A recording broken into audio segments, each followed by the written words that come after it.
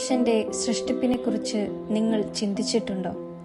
മണ്ണിലടങ്ങിയിരിക്കുന്ന അതേ ഘടകങ്ങൾ തന്നെയാണ് ഒരു മനുഷ്യന്റെ ശരീരത്തിലും അടങ്ങിയിരിക്കുന്നത്. ജീവനുള്ള ഏതൊരു വസ്തുവിൻ്റെയും ശരീരത്തിലെ ജലത്തിന്റെ അളവ് 70% കൂടുതലാണ്. പരിശുദ്ധ ഖുർആൻ പറയുന്നത് കാണുക. താൻ സൃഷ്ടിച്ച എല്ലാ വസ്തുക്കളെയും വിശിഷ്ടമാക്കിയവനത്രേ അവൻ.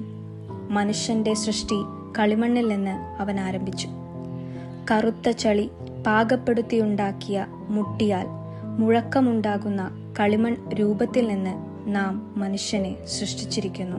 ഒരു മനുഷ്യക്കുഞ്ഞ് രൂപമെടുക്കുന്നത് വിവിധ ഘട്ടങ്ങളിലൂടെ കടന്നുപോയിട്ടാണ്. ഇതിലെ പ്രധാന ഘട്ടങ്ങളെക്കുറിച്ച് നമുക്കൊന്ന് കാണാം. അതിൽ ഒന്നാമത്തെ ഘട്ടമാണ് ഗാമറ്റോജെനസിസ്.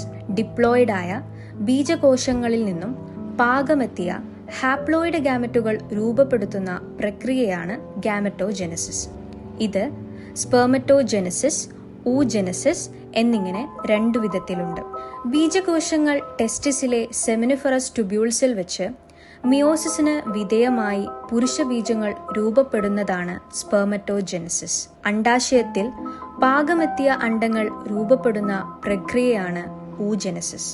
മൈറ്റോസിസ് വഴി സ്പെർമറ്റോഗോണിയത്തിൽ നിന്നും പ്രൈമറി സ്പെർമറ്റോസൈറ്റുകൾ ഉണ്ടാവുകയും അവ 2 തവണ മിയോസിസിന് വിധേയമായി 4 സ്പെർമാറ്റിഡുകൾ ഉണ്ടാവുകയും ചെയ്യുന്നു. ഇവയിൽ നിന്നാണ് പാകമെത്തിയ സ്പേമുകൾ രൂപപ്പെടുന്നത്.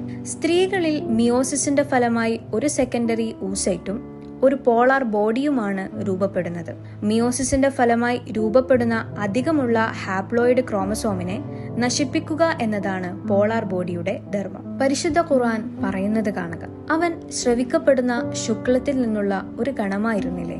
മണ്ണിൽ നിന്നും, പിന്നെ ബീജഗണത്തിൽ നിന്നും, പിന്നെ ഭ്രൂണത്തിൽ നിന്നും നിങ്ങളെ സൃഷ്ടിച്ചത് അവനാകുന്നു. പിന്നീട് ഒരു ശിശുവായി നിങ്ങളെ അവൻ പുറത്തു കൊണ്ടുവരുന്നു.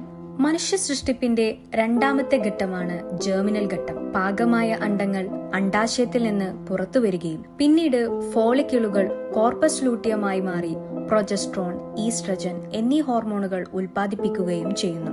ഫെലോപ്പിയൻ ട്യൂബിൽ വെച്ച് ബീജവും അണ്ഡവും സംയോജിച്ച് സൈഗോട്ട് രൂപപ്പെടുന്നു. ഫെലോപ്പിയൻ ട്യൂബിലൂടെയുള്ള യാത്രക്കിടയിൽ സൈഗോട്ടിൽ കോശവിഭജനം നടന്ന് അത് മോറുല, ബ്ലാസ്റ്റോസിസ്റ്റ് എന്നിങ്ങനെ 2 ഘട്ടത്തിലൂടെ കടന്നുപോയി ഗർഭപാത്രത്തിലെത്തുകയും ഗർഭപാത്രത്തിന്റെ ഭിത്തിയിൽ ഒട്ടിപ്പിടിച്ച് അവിടെ വളർച്ച ആരംഭിക്കുന്നു. ഇതിനെയാണ് ഇംപ്ലാന്റേഷൻ എന്ന് പറയുന്നത്. ഇത്രയുമാണ് ജേർമിനൽ ഘട്ടത്തിൽ ഉൾപ്പെടുന്നത്. പരിശുദ്ധ ഖുർആൻ പറയുന്നത് കാണുക. എന്നിട്ട് നാം അതിനെ ഭദ്രമായ ഒരു സങ്കേതത്തിൽ വെച്ചു. നിങ്ങളുടെ മാതാക്കളുടെ വയറുകളിൽ നിങ്ങളെ അവൻ സൃഷ്ടിക്കുന്നു.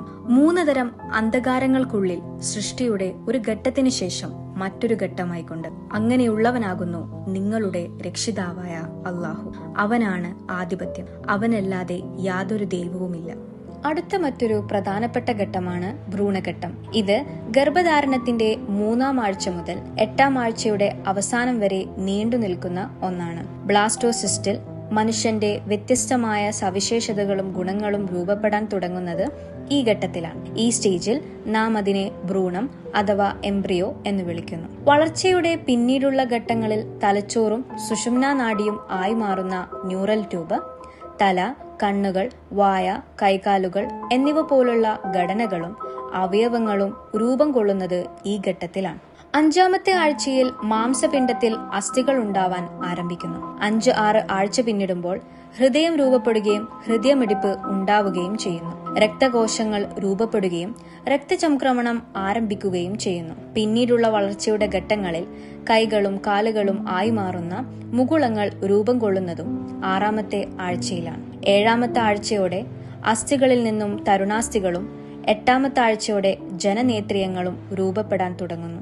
8ാം ആഴ്ചയുടെ അവസാനത്തോടെ കണ്ണുകൾ ദൃശ്യമാവുകയും ചെവികൾ രൂപപ്പെടാൻ തുടങ്ങുകയും ചെയ്യുന്നതോടെ ഭ്രൂണത്തിൽ ഒരു മനുഷ്യന്റെ മിക്ക അവയവങ്ങളും സിസ്റ്റങ്ങളും രൂപം കൊള്ളുകയായി. അതോടെ പൊക്കിൾ കൊടി പൂർണ്ണമായി വികസിക്കുകയും ഓക്സിജനും രക്തവും ഭ്രൂണത്തിലേക്ക് എത്താൻ സഹായിക്കുകയും ചെയ്യുന്നു.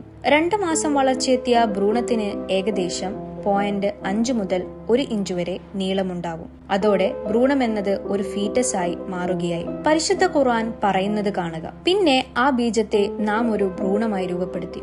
അനന്തരം ആ ഭ്രൂണത്തെ നാം ഒരു മാംസപിണ്ഡമായി രൂപപ്പെടുത്തി. തുടർന്ന് നാം ആ മാംസപിണ്ഡത്തെ അസ്ഥികൂടമായി രൂപപ്പെടുത്തി. എന്നിട്ട് നാം അസ്ഥികൂടത്തെ മാംസം കൊണ്ട് പൊതിഞ്ഞു. പിന്നീട് മറ്റൊരു സൃഷ്ടിയായി നാം അവനെ വളർത്തിയെടുത്തു. അപ്പോൾ ഏറ്റവും നല്ല സൃഷ്ടികർത്താവായ അല്ലാഹു അനുഗ്രഹപൂർണനായിരിക്കുന്നു. ഭ്രൂണ വളർച്ചയുടെ ഘട്ടങ്ങളെല്ലാം തന്നെ ദൈവിക നിയമങ്ങൾക്കനുസൃതമായാണ് നടക്കുന്നതെന്ന വസ്തുത അതിനെക്കുറിച്ച് പഠിക്കുമ്പോൾ അംഗീകരിച്ചു പോവാതെ വയ്യ തന്നെ.